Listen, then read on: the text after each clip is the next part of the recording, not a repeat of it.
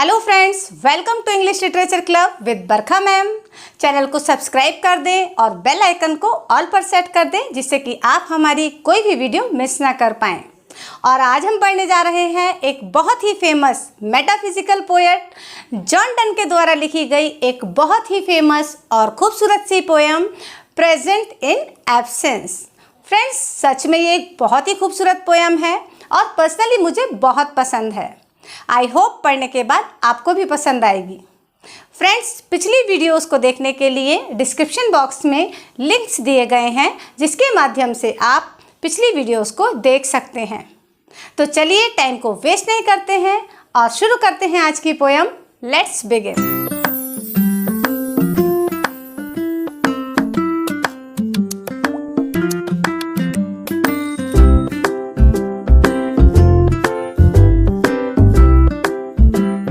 आज का हमारा टॉपिक है एक बहुत ही खूबसूरत सी पोएम प्रेजेंट इन एब्सेंस, जिसको एक famous metaphysical poet John Donne के द्वारा लिखा गया है। यह एक मेटाफिजिकल पोएम है। 24 लाइंस की इस पोएम को 4 सेस्टेट्स में डिवाइड किया गया है। Sestet means 6 lines stanza. हर सेस्टेट की एक राइम स्कीम है ABB-ACC। तो चलिए पोएम को शुरू करने से पहले जॉन डन के बारे में कुछ इंपॉर्टेंट बातें जान लेते हैं। जॉन डन का जन्म 22 जनवरी 1572 लंदन इंग्लैंड में हुआ था।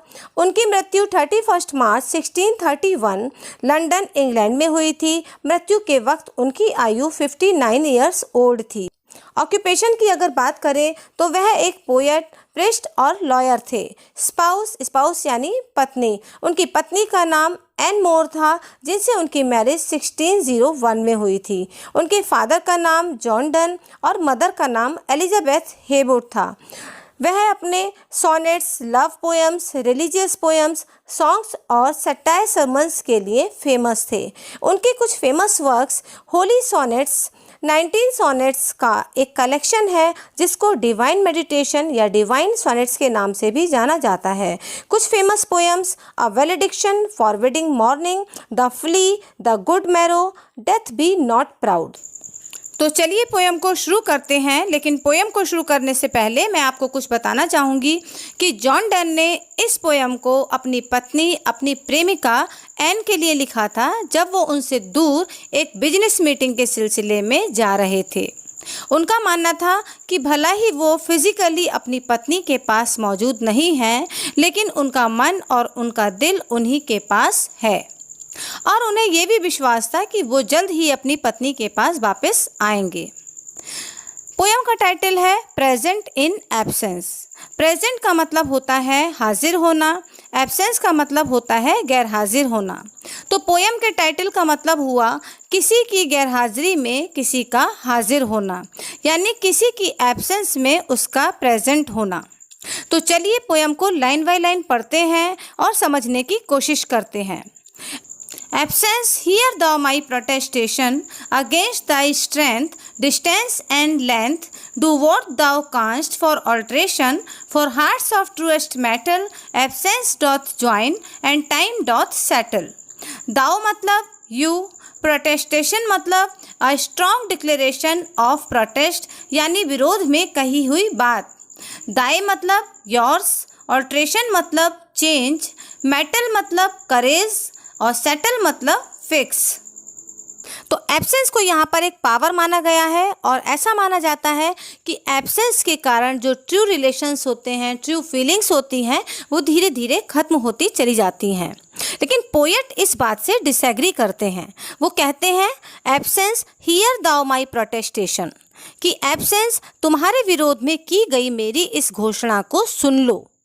Against the strength, distance and length, जो कि मैंने तुम्हारी स्ट्रेंथ, डिस्टेंस और लेंथ के अगेंस्ट की है।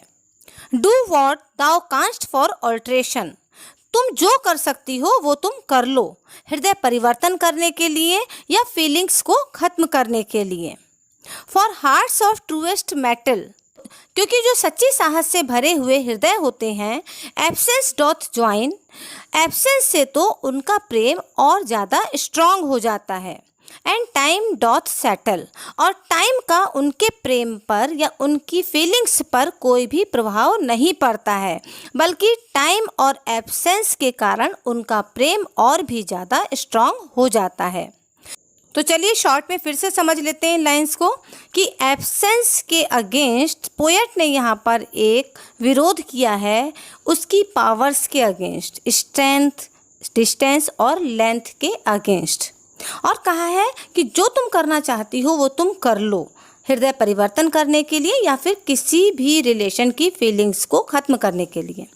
लेकिन जो सच्ची साहस से भरे हुए हृदय होते हैं, यानी जिनका प्रेम सच्चा होता है, एब्सेंस डॉथ ज्वाइन, एब्सेंस के कारण तो वो और ज़्यादा स्ट्रांग हो जाता है, एब्सेंस के कारण तो वो एक हो जाते हैं, और टाइम डॉथ सेटल, डॉथ मतलब यहाँ डू है, तो टाइम क्या करता है, वो फिक्स हो जाता है, यानी टाइम का भी उनके प्रेम पर कोई भी प्रभाव नहीं पड़ता है। ये अगले 6 लाइन्स हैं। Who loves a mistress of such quality, his mind hath found affection's ground beyond time, place, and all mortality. To hearts that cannot vary, absence is present, time doth tarry.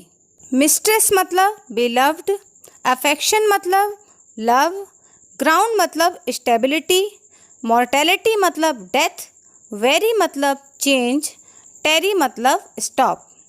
तो poet कहते हैं who loves a mistress of such quality, कि जो अपनी beloved को इस quality के साथ प्रेम करता है, his mind hath found affections ground, उसके मस्तिष्क में उसका प्रेम सदा के लिए स्टेबल हो जाता है, सदा के लिए बस जाता है, beyond time, place and all mortality, जो कि समय, स्थान, यहाँ तक कि मृत्यु की पहुँच से भी दूर हो जाता है। To hearts that cannot very, वो हृदय जो कभी भी परिवर्तित हो ही नहीं सकते। Absence is present, time doth tarry, तो गैर हाजिरी में भी, यानी एक दूसरे के पास ना होकर भी वो उस वक्त को एंजॉय करते हैं, उस वक्त में भी वो एक दूसरे की प्रेजेंस को महसूस करते हैं, और जो उस वक्त होता है वो उनके लिए रुक जाता है, उसका उनके प्रेम पर कोई भी प्रभाव नहीं पड़ता है। फिर से शॉर्ट में समझ लेते हैं। पोएट कहते हैं कि जो इस क्वालिटी के साथ अपने बिलव्ड को प्रेम करता है, तो उसके मस्तिष्क में उसकी प्रेमिका का जो प्रेम है सदा के लिए स्टेबल हो जाता है, यानी हमेशा के लिए बस जाता है, जो समय, स्थान, यहाँ तक कि मृत्यु की पहुँच से भी दूर होता है, यानी इन तीनों चीज़ों का भी उनके प्रेम पर कोई प्रभाव नहीं पड़ता है। ये वो हृदय होते हैं जो कभी भी परिवर्तित नहीं हो सकते। एब्सेंस इनके लिए एक ऐसा वक्त हो जाता है जिसको ये एंजॉय करते हैं और उसमें भी एक दूसरे की प्रेजेंस को फील करते हैं, क्योंकि वक्त जो होता है इनके लिए रुक गया होता है। आई होप समझ में आ गया होगा। चलिए ये अगले 6 लाइन्स हैं। My senses want their outward motion, which now within reason doth win, redoubled by her secret notion, like rich men that take pleasure in hiding more than handling treasure. Want मतलब desire या wish, outward motion, external expression, within मतलब in the heart, reason मतलब wisdom, notion मतलब idea, handling मतलब using. Poet कहते हैं माई senses want there outward motion, यानी मेरी जो भावनाएं हैं वो अपने एक्सटर्नल एक्सप्रेशंस चाहते हैं, यानी अपनी प्रेमिका को वो अपनी फीलिंग्स एक्सप्रेस करना चाहता है, विच नाउ विद इन, जो कि उसकी प्रेमिका क्योंकि उसके हृदय में रहती है तो वो अपने हृदय में ही वो अपनी फीलिंग्स को किसी भी समय एक्सप्रेस कर लेता है। रीजन डॉथ विन, और इस तरह से उसने अपने इस विजडम से अपनी डिज़ायर को फुलफिल कर लिया है, यानी जीत हासिल कर ली है। रीडबल्ड बाय हर सीक्रेट नोशन, और इस सीक्रेट आइडिया से उनका जो प्रेम है वो डबल होता चला जाता है। Like rich man that take pleasure in hiding more than handling treasure. अब यहाँ पर प्रेम को किस तरह से उसने अपने हृदय में संभाल कर रखा हुआ है और वो दिन दूना रात चौगुना होता चला जाता है, उसका एक एग्जाम्पल रिच मैन से दिया है। Like rich man that take pleasure, यानी एक रिच मैन को जिस तरह से खुशी मिलती है in hiding more than handling treasure, अपने खजाने को छुपाने में बजाय उसको खर्च करने के, यानी कि यूज़ करने से ज़्यादा उसको छुपा कर रखने में जिस तरह से एक रिच मैन को खुशी मिलती है, उसी तरह से एक सच्चे प्रेमी को भी अपने प्रेम को अपने हृदय में छुपाने में खुशी मिलती है। तो ये है अगली 6 lines. By absence this good means I gain that I can catch her where none can watch her in some close corner of my brain, there I embrace and kiss her and so enjoy her and none miss her। Watch मतलब see या look, embrace मतलब hug यानी गले लगाना। Poet कहते हैं by absence this good means I gain, मतलब absence के कारण उसका कोई नुकसान नहीं हुआ है, बल्कि उसे तो कुछ अच्छा मिला है। क्या अच्छा मिला है? उसका प्रेम और ज़्यादा स्ट्रांग हो गया है। उसका प्रेम उसके पास है, उसके हृदय में रहता है और वो किसी भी वक्त उसको छू सकता है, उसको प्रेम कर सकता है। वेयर नन कैन वॉच हर, और जहाँ उसकी प्रेमिका रहती है, जहाँ वो उससे प्रेम कर रहा है उसके हृदय में, वहाँ पर कोई भी उसको देख नहीं सकता है। In some close corner of my brain there I embrace and kiss her, और ब्रेन के यानी मस्तिष्क के किसी एक कोने में उसकी प्रेमिका रहती है, जहाँ पर वो जब चाहे उसे गले लगा सकता है या फिर उसे किस कर सकता है, और इस तरह से वो अपने प्रेम का आनंद ले सकता है और कोई भी उसकी प्रेमिका को देख नहीं सकता और ना ही उसके प्रेम में किसी तरह का हस्तक्षेप कर सकता है। तो चलिए इसे शॉर्ट में समझ लेते हैं कि एब्सेंस के कारण उसने कुछ पाया है। वो क्या पाया है कि उसका प्रेम तो और ज़्यादा स्ट्रॉन्ग हो गया। उसकी प्रेमिका उसके हृदय में रहती है, जहाँ पर वो जब चाहे उसको छू सकता है या प्रेम कर सकता है, जहाँ उसे कोई देख भी नहीं सकता। In some close corner of my brain, there I embrace and kiss her and so enjoy her and none miss her। वो तो उसके ब्रेन के मस्तिष्क के किसी कॉर्नर में रहती है, जहाँ वो जब चाहे उसको गले लगा सकता है, जब चाहे उसको किस कर सकता है और इस तरह से अपने प्रेम को वो इंजॉय करता है और कोई भी उसकी प्रेमिका को नहीं देख सकता।